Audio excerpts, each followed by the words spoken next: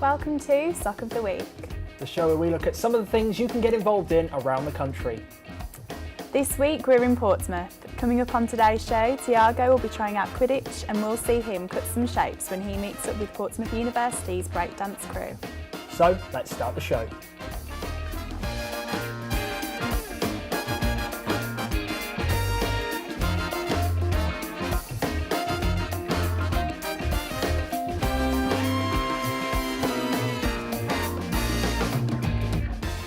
We start the show as always looking at some of the top societies going on this month. Thank you to everyone who sent in their nominations for Soc of the Week. We had lots of great suggestions, but unfortunately we can only pick one. This week we take a look at Portsmouth University's American football team, who have been unbeaten for a year. Let's take a look at them in action.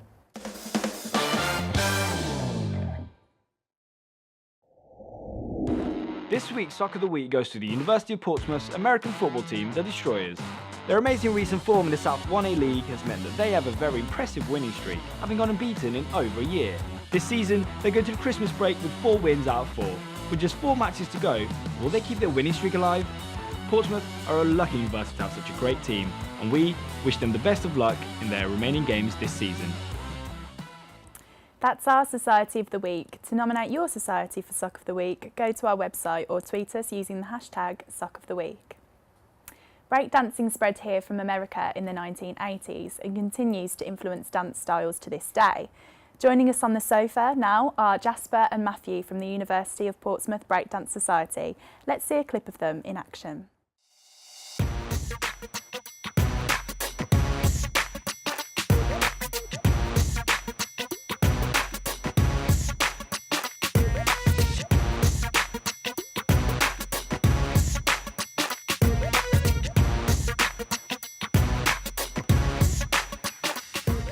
Guys, welcome to Soc It To Me. Thank you for joining us on the show today. First up, how did you get into breakdancing? For me, it was from my cousin. So my younger cousin, he started breakdancing first, and later on he started showing me videos of how it all works, and later on I just got into it. Okay. What about you?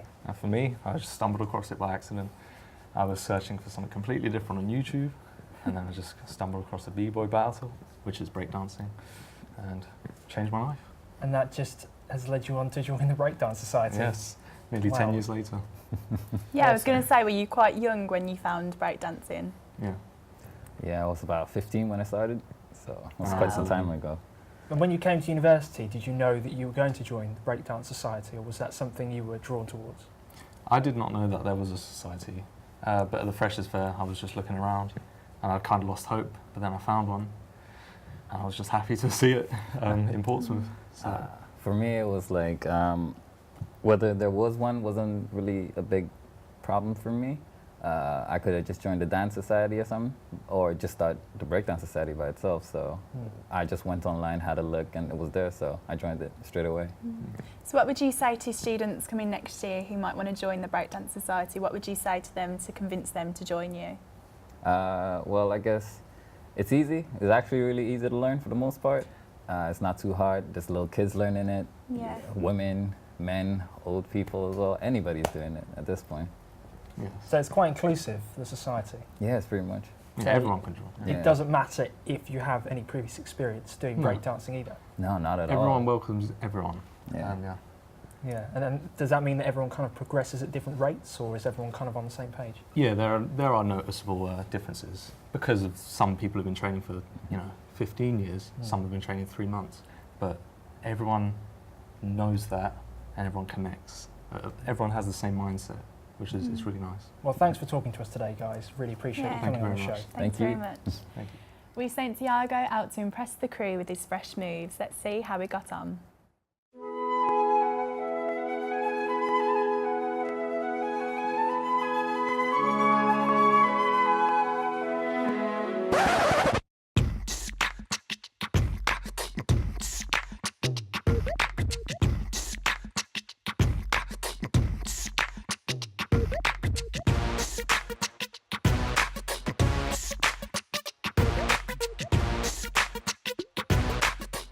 We're here at the Summerstown Community Centre where the Breaking Society is currently underway. We're here with Graham and he's going to tell us more about it. Yeah, it's a great thing to get involved in.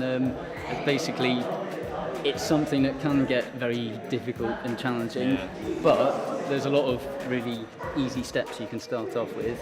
What are the one or two simple moves that you guys do? There's a lot of simple moves that people use to tie all the more complicated things together. Most simple one you can do if you just step like that and then bang. All right. Same thing on the other side. Okay. Put a bit more of a attitude and style into it. Yeah. Okay. Nice. Yeah. Got it done. Okay, and the Indian step. The Indian step. Okay. If you kick that, your right foot out. All right. Down. Yeah. Cross over. Down on that.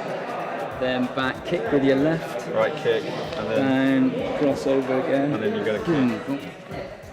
Oh, it's the kicking. I never remember the kicking. Everyone's looking at me like I don't know what I'm doing, and I don't know what I'm doing. Or the salsa step. Okay, the salsa Kick step. Down and then out. Yeah. All right, so you just kick down, out. And then same Kick. on the other side. So flick it forward to the side. You're doing fine. That's pretty good for about 30 seconds learning.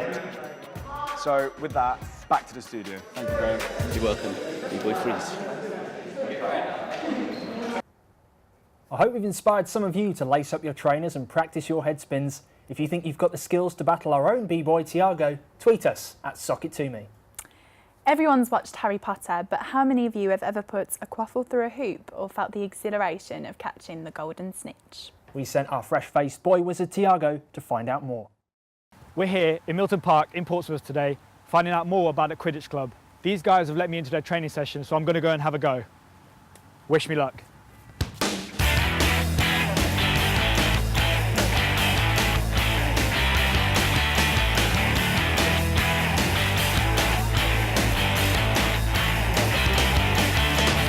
And we're here with Scott, the president of the Quidditch Club, where he's going to tell us more about Quidditch. So Quidditch is basically a full contact mixed-gender sport with gameplay elements very similar to dodgeball and rugby. There are 4 major positions on pitch at any one time. We have the chasers, which are the major point scorers of the game. They carry the quaffle, which is basically a deflated volleyball. They go through the hoops. Each hoop is worth 10 points, whoever scores. Then you have the beaters, who are the dodgeball element of the game. If you get hit by a dodgeball, you then are temporarily knocked out of the game. If you put whatever ball you're carrying down on the floor, you go back to your hoops.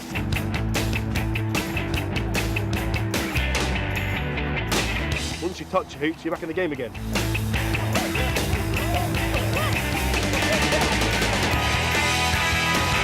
And then you have keepers, which basically chasers with special abilities.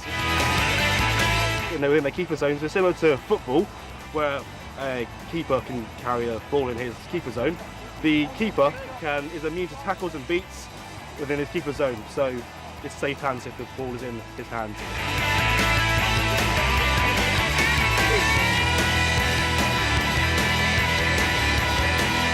And then seekers, which is probably the most famous element of the game, they catch a snitch, which ends the game, which is you have a snitch runner, which is a tennis ball attached velcro to the back of a snitch runner's shorts.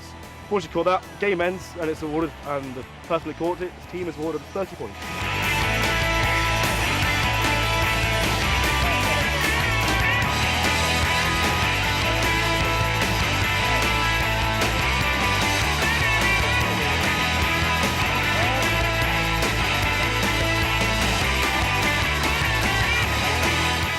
So that's the end of today's session. A big thank you to the Quidditch Club.